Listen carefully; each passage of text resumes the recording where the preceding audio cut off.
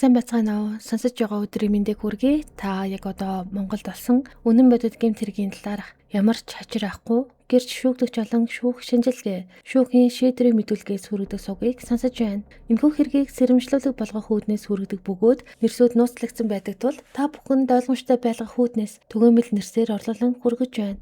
Өнөөдрийн ярих хэрэг маань 2021 оны 1-р сарын 12-ны өдөр гарсан хэрэг бөгөөд ковидын 20 тавигдаад удаагүй байсан үе юм. Уг хэрэгт холбогдогч нь 52 настай эрэгтэй Улаанбаатар хотод төрж өссөн. Бүрэн дунд боловсралтай, удалжин мэргэжилтэй нэгэн байсан бөгөөд шүүгдэгч нь өмнө нь буюу 2003 онд Сүхбаатар дүүргийн шүүхээр хүн амны хэрэгт буруутгагдан эрүүгийн хуулийн 96 дугаар зүйлийн дагуу 7 жил 10 хоногийн хорих ялыг авч байсан нэгэн байжээ.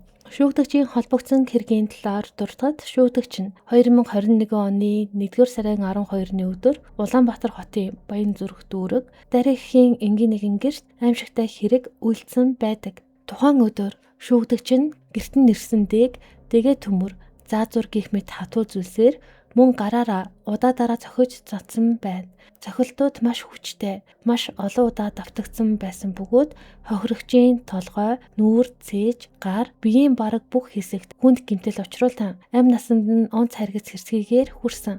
Мөн тухайн өдрөө шүүгдэгч нь өөрийн хамтран амьдрагч Жээг дээтэй хардаж гэр бүлийн хүчирхийлэл үлдсэн байна. Тэрээр мөн л заазуур болон гараараа Жээг зодож хүнд гэмтэл учруулсан байдаг. Өөрөөр хэлбэл ганцхан өдрийн дотор шүүгдэгч нь нэг хүний амьд хүрч нөгөө хүнд нь амь насан давилтай хүнд гэмтэл учруулсан. Онц хэрсгийн зэвсэг ашиглан ноцтой гэмт хэрэгүүдийг үйлцэн хэрэгт холбогджээ. Ингээд бүгдээрээ эхлээд шүүгдэгчийн мэдүүлгээс сонсох юм бол тухайн өдөр хэрэг юу болсон талаар тодорхой хэмжээний ойлголттой болно. Дараа нь бүгдээрээ үнэн ярьж байгаа эсхийг гэрчийн мэдүүлгээс сонсож дор бүрнээ дүгнэлт хийцгээе. Шүүгдэгч нь тухайн хэргийн талаар мэдүүлэхдээ 2021 оны 1-р сарын 11-ний өдөр байсан санагдаж байна. Энэ өдөр бүх нийтийн 20 дэглэм тавигдсан байсан өдөр. Талигаач дэ манай ихнэртэй уцаар ярьсан. Тэгээд Жэ тухайн хүнийг гэрлүүгээ дуудсан. Кино үйлдвэрийн тэнд явж байна. Тосоод авчих гэж байна гэж Жэ надад хэлсэн. Тэгээд би хамт тосож авахаар болоод хүлээж байсан. Тэрнээс өмнө Жэ бит хоёр хамт 1.05 литрийн цагаан арх уусан байсан учраас тэр үед Жэ хамт явж чадаагүй. Би өмнө гараад колонкийн буудлаас тосож аваад манай гэр болох Дарихэд хашаа байшинд ирсэн. Тухайн үед талигачийг ирэхэд гэгээ тасраагүй өдөр байсан ба 12-оос 13 цагийн үед байсан гэж санагдаад байна. Талигаач бит хоёр дээшээгээ манай гэрлүү өгсөөд явж байхдаа замд байдаг хүнсний дэлгүүрээс 1.075 литрийн X нэртэй арх аваад манай гэрлөө орсон. Тэгээд манай гэрт талигаач болон Жэ бит 3 авч ирсэн архийг нь угаад тасраад унтаад өгсөн байсан. Нэг сэрэхэд гадаа харанхуй болчихсон байсан ба талигаач газраар хөвтөж байгаад босч ирээд 20,000 төгрөг өгөөд арх аваад ирээж дэлгүүр хаахаас өмнө гэж хэлсэн. Ингээд талигаачийн өгсөн мөнгийг аваад би доод талын дэлгүүр рүү арх авах гээд явсан. Энэ үед манай эхнэр Жэ орон дээр дотоочтойгоо өөр хувцасгүй унтаад үлдсэн. Талигаач газарт гуцсан дээр хөвтөөд үлдсэн. Би дэлгүүр орчхоод эргээд 15 минутын дараа гэртээ ороход манай эхнэр болон талигаач хоёр миний орон дээр дотн харьцаанд орж байсан. Намайг анх ороход бол тэр хоёр мдээгүй байх. Тэгээд удалгүй эхнэр мэдээд надад хандаж энэ нэг юм намайг дарамтлаад цохиж бариад дотн харьцаанд хүчээр оруулчихлаа гэж хэлсэн. Тэгэнгүүт би галын үнс удаадаг нарийн хатгар төмөр аваад талигаачийг 2-3 удаа биеийн цээж болон нуруу хэсэг рүү цогсон. Тэгсэн талигаач босч ирээд өмнө нь Жэ бит хоёр ингэдэг байсан юм. Найзууд байсан гэж хэлсэн. Тэгээд дахиж хэрүүл маргаан болоогүй. Миний авч ирсэн архийг дахиад бид гурав хамт уусан. Би тэр архийг ууж байгаад тасраад унтчихсан байсан ба нэг сэрхээ төглөө болчихсон байсан. Талигаач эхнэр бит хоёрын орны урдуур шалан дээр чармаа нүцгэн унтаж байхаар нь босоод даарчих байх гэж бодоод өргөж босгох гэтэл даахгүй байсан. Хэвлийн хэсгээр нь гараараа дарж үцгээд дулаахан байхаар нь дээрээс нь том гудас өнжил тавиад унтуулсан. Тэр үед талигаачийн толгой хэсгээс цус гараад шалан дээр урсчихсан байсан. Би буцаад унтаад өгсөн. 09 цаг гээд босоод ирэхэд талигаачийн бие нь хөхөрчихсөн байсан ба хамар энтрийг нь үцгэд ямар ч мэдрэлгүй, амьсгалгүй байсан. Би талигаачийг өнгөрсөн шөнө нь хэрхэн яаж зодож нүцгэн гэдгээ санахгүй байгаа юм. Тэгээд би хүн алчих шиг боллоо гэд охинлуугаа утастаж хэлээд дуудсан. Мөн эгч болон хүүхэд рүү чатаар гэр бүлийн группээр дамжуулан би хүн алчих шиг боллоо гэдгийг хэлсэн. Удалгүй манай охин болон манай эгчийн хүүхэд нар гэрт орж ирчгээд буцаад гарсан. Бодвол цагдаа дуудсан байх. Удалгүй цагдаа нар ирээд намайг аваад явсан. Талигаач Жэтэй хүчээр дотн харьцаанд орох гэж цохиж нүцэн гэж Жэ хэлж байсан. Өглөө гарахад орны урд талд шүүгийн доороос заазуур гараад ирсэн. Уул нь тэнд байдаггүй юм. Сүүлийн архиа уусны дараа заазуураар талигаачийг цогсон байж магадгүй. Ер нь заазуураар цогсон. Манай гэрт бол талигаач Жэ болон би байсан. Өөр хүн байгаагүй хэмээн мэдүүлжээ. Шүүгдэгч нь охин болон эгчтэй хүн алчих шиг боллоо хэмээн хэлсэн бөгөөд тэдгээр хүмүүс нь гэрт нь очиж үтсэн байдаг. Шүүгдэгчийн эгчийнх нь мэдүүлгээс хүргэе. Би хүүгийнхээ хамтаар гэрт нь очиод үзье гэж хэлээд шүүгдэгчийн хашааны гадаа очисон. Тэнд очиход 16 цаг 45 минут болж байсан. Би хүүгээ ороод үзэх гэж хэлээд оруулсан ба манай хүү 7 минут орчим болоод гарч ирсэн. Ирээд орсон чинь шүүгдэгч ах согтуу байна. Мөн хуйгаа ахыг суртал өглөө ирээд явсан гэж хэллээ. Хойд рүүрөө ортол газар дээр хүнчлөөр хучсан хүн байна. Дээрээс нь өндийгөөд хартал амьсгалгүй. Нэг л сонирн байна гэж хэлсэн. Цагдаад дуудлага өгчгөөд гарч ирээд уг газар байгаа хүнийг очиж сайн хартал биеэс нь цус гараад хатчихсан. Хөдлөхгүй нэг л биш байна гэж хэлсэн. Мөн шүүгдэгч ахын хамтран амьдрагч эмэгтэй Жэ согтуу нүд ам нь хөхөрчгсөн байна гэж хэлсэн. Тэгээд удаагүй цагдаа эмнэлэг манай хамаатнууд гээд хүмүүс ирсэн хэмээн мэдүүлэг өгсөн. Харин шүүгдэгчийн эгчийнхэн хүүнд гэрлөө нь орсон талаар мэдүүлэхдээ би ахын гэрт ороход гэрээс нь өмхөө үнэртэж байсан. Ороход шүүгдэгч ах арх согтруулах хундаа хэрэгэлсэн байдалтай байсан. Тэгээд би том мөрөө рүү нороход шүүгдэгч ахын хамтран амьдрагч Жэ гэх эмэгтэй орон дээрээ сэрүүн хөвтөж байсан. Жэгийн зүүн нүд нь хавдаж хөхөрсөн байдалтай байсан. Тэгээд би жижиг өрөөрөө шагаагаад харахад хүн хүнжил нөмрөө твтэж байгаа мэт байдалтай байсан. Тэгээд би тэр хөвтөж байсан хүнийг хэсэг зуур хөдлөхнүү гэж бодоод ажиглахад ямар нэгэн хөдөлгөөн болон амьсгалж байгаа байдал надад ажиглагдаагүй. Тэгээд би шүүгдэж ахын гэрээс гарах гэж байхад шүүгдэж ах миний араас намайг байж бай ахын дүү хоёулаа эр хүн шиг 2-3 үг сольчихъя гэхэд нь би ахад хандаж үгүй би заслаа гэж хэлээд гэрээс нь гараад машинда суугаад ээжтэй нөхцөл байдлын талаар хэлээд 102 утсанд дуудлага мэдээлэл өгсөн. Тэгээд би буцаад шүүгдэгчийн гэрт ороод дахиж нэг сайн ажиглаад ирье. Хүн зүгээр унтаж байж магадгүй гэж ээжтэй хэлээд шүүгдэгчийн гэрт орсон. Тухайн үед шүүгдэгч нь орон дээрээ хөвтөж байсан. Би жижиг өрөө рүү ороод тэр хүнийг ойртоод ажиглаж харахад тэр хүний толгой хэсгээс их хэмжээний цус гарч шалан дээр хатсан байдалтай байсан. Би буцаж шүүгдэгчийн гэрээс гараад шүүгдэгчийн гэрт харсан зүйлээ ээжтэй хэлээд байж байхад цагдаагийн албан хаагч нар ирсэн хэмээн мэдүүлжээ.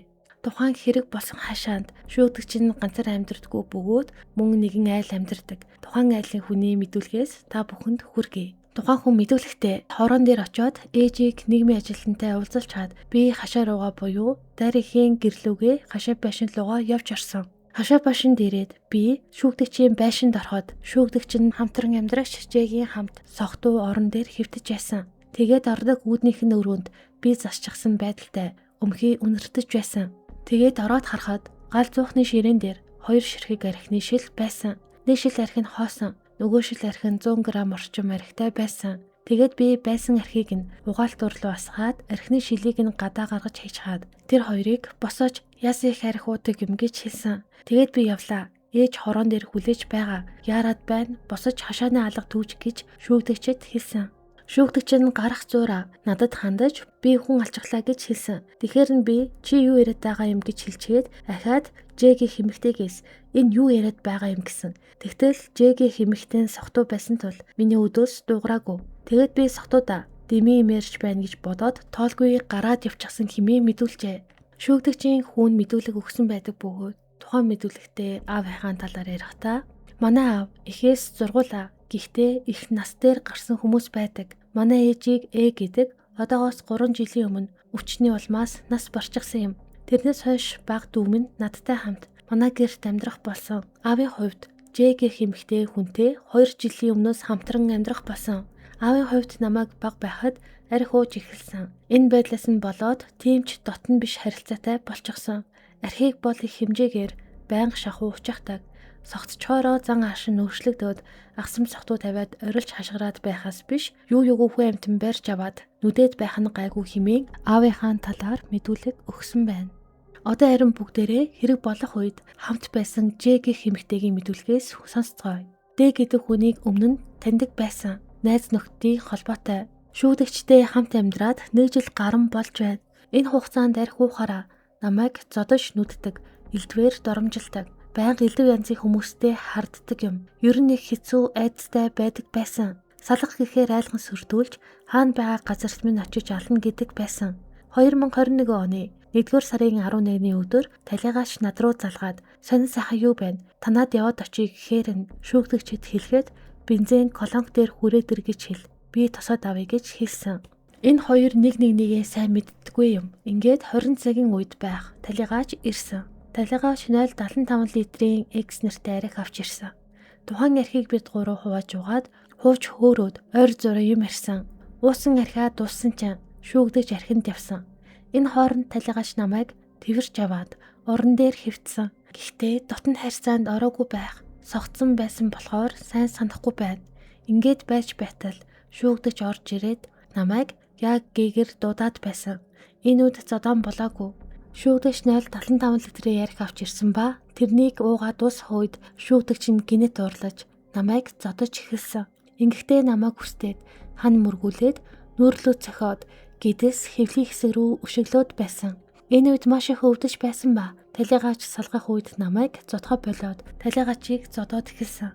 Би ингээд удаагүй ухаан алдсан байх. Нэг сэрхэд орон дээр би цус нүждөгөө холжсон сэрсэн. Өглөө болчихсон байсан. Тэгээд өндийгөө харахад талигаач газарт орны өмнө дээшээ харчихсан. Ухаангүй толгооноос нь их цус гарчихсан байсан.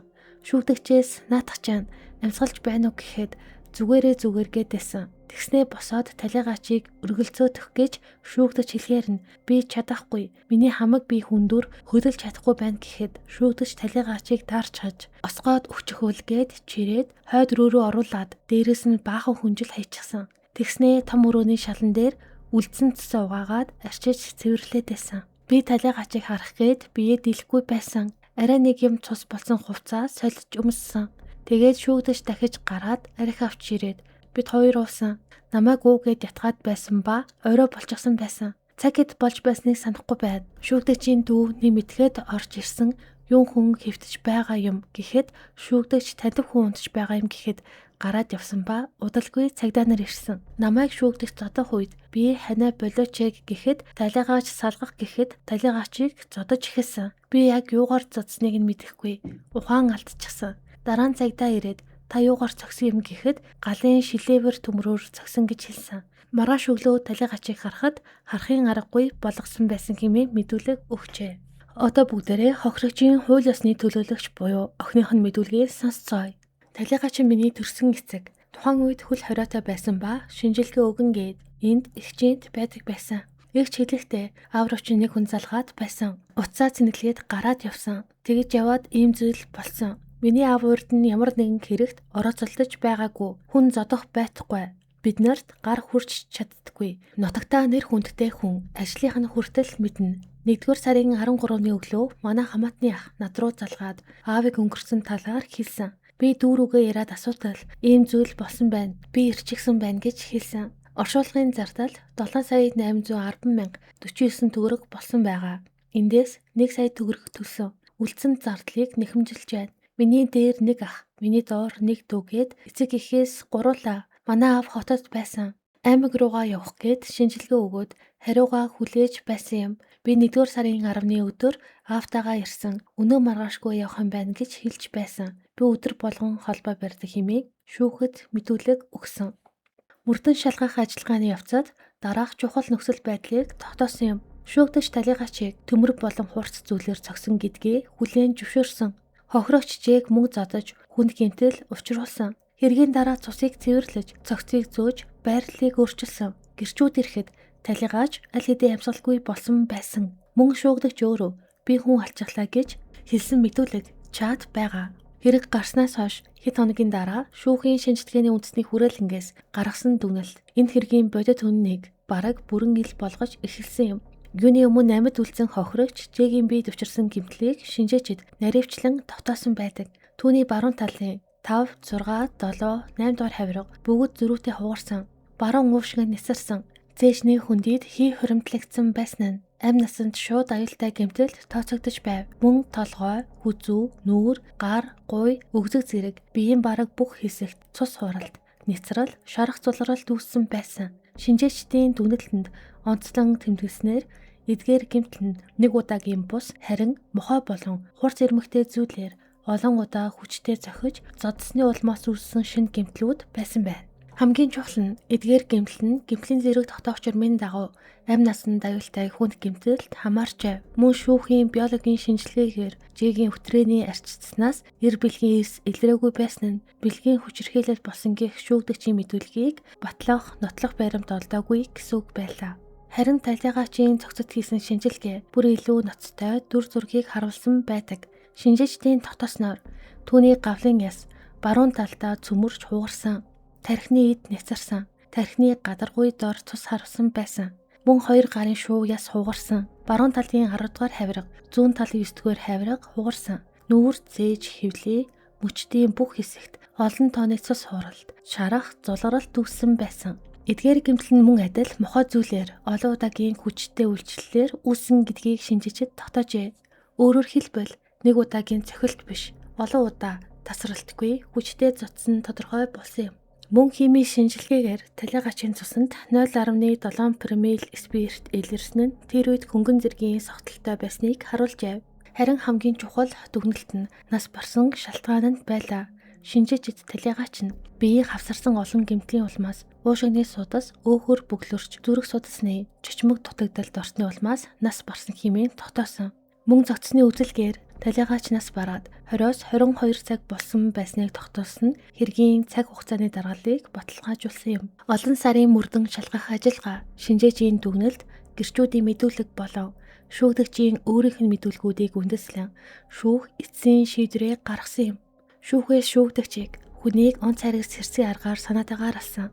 Мөн зэвсэг ашиглан хүний эрүүл мэндэд санаатаагаар хүнд хохирол учруулсан гин буруутаад тус тооцсон байна. Шүүхээс шүүгдэгчид хүнийг он цайрагс хэрцгийгээр алсан хэрэгт 12 жилийн хорих ял, хүний эрүүл мэндэд он цайрагс хэрцгийгээр хүнд гэмтэл учруулсан хэрэгт 5 жилийн хорих ял оногдуулсан. Харин эрүүгийн хуулийн дагуу эдгээр ялыг нэгтгэн шүүгдэгчид нийтдээ 17 жилийн хугацаагаар хорих ялыг илүүлэхээр тогтоосон байна. Мөн энэхүү ялыг нээлттэй хорих байгууллагад илүүлэхээр шийдвэрлэжээ. Түүнчлэн шүүгдэгчийн урьд нь цагдан хоригдсон 81 хоногийг эдлэх ялтанд оруулан тооцсон байна. Хэрэг үйлдэхэд ашигласан заазуур, тэгээд төмөр зэрэг эд мөрийн баримтуудыг шүүхийн шийдвэр хүчин төгөлдөр болмогц устгахаар болсон. Мөн шүүгдэгчээс талигаачийн арга гэрт учруулсан хохирлыг нөхөн төлөвлөхээр шийдсэн бөгөөд энэ төлбөрийн хэмжээ болох 6,810,049 төгрөгийг талигаачийн хууль ёсны төлөөлөгчид олгуулахаар тогтоожээ. Ахуйн архиталд хардталтын улмаас ийм нэгэн харамсалтай эмгэнэлтэй хэрэг болсон байна. Өнөөдрийн хэрэг энд хүрээд дуусаж байна. Та манай сувагт нэгдэж амжаагүй байгаа бол сувагтаа subscribe хийж нэгдээд бүх үзсэн видеогоо лайклаад өгөөрэй. Ингэснээр та манай сувгийг дэмжиж байгаа гэсэн үг шүү. Мөн үзэл бодлоо комент хэсэгт зөв боловсон үлдээдэг сонсогч та бүхэндээ баярлалаа. Дараагийн дугаараар уулзтлаа. Түр баяртай.